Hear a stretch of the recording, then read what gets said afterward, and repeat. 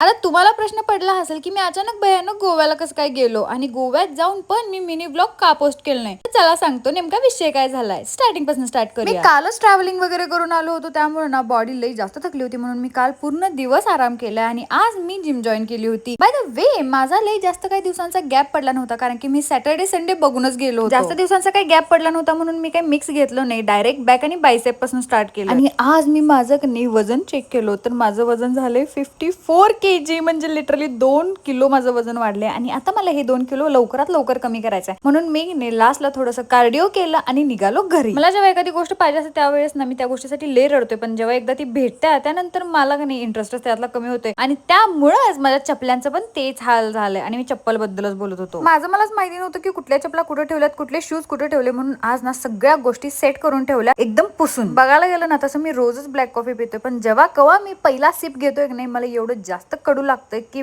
बास. Anyway आता main मुद्द्यावर येऊया की मी गोव्याला जाऊन पण का व्हिडिओज पोस्ट केलो नाहीये. तर मेन पॉइंट म्हणजे मला नाही या वेळेस फक्त एन्जॉय करायला गोव्याला जायचं होतं. जेव्हा माझ्या डोक्यात असतंय की नाही की मला उद्या व्हिडिओ पोस्ट करायचा, माझा पूर्ण दिवस ना तो विचार करण्यातच जातोय आणि नुसतं नाही फुटेज घेण्यातच जातोय. त्यामुळे या वेळेस गोव्याला गेल्यावरती मी फक्त आणि फक्त एन्जॉय केलाय फोन साईडला. आणि गोवा मला एवढा जास्त का आवडतोय ते पण मी तुम्हाला सांगतो की गोव्यामध्ये तुम्ही काय वेअर करताय, तुम्ही कुठं जाताय, तुम्ही कसं राहताय हे जज करणारं कोण सुद्धा नसते. आणि जेव्हा मी एखादा व्लॉग वगैरे अपलोड करतो की नाही लोक एवढं जास्त जज करतात की मी जेवढा एन्जॉय केलेला असतो की नाही तेवढा 5 मिनिटात पाण्यात जातो. आपण किती जरी म्हणलं की नाही मला काय फरक पडत नाही, पण कुठं तरी जाऊन थोडाफार फरक पडतोय, त्यामुळं विषयच नको आहे.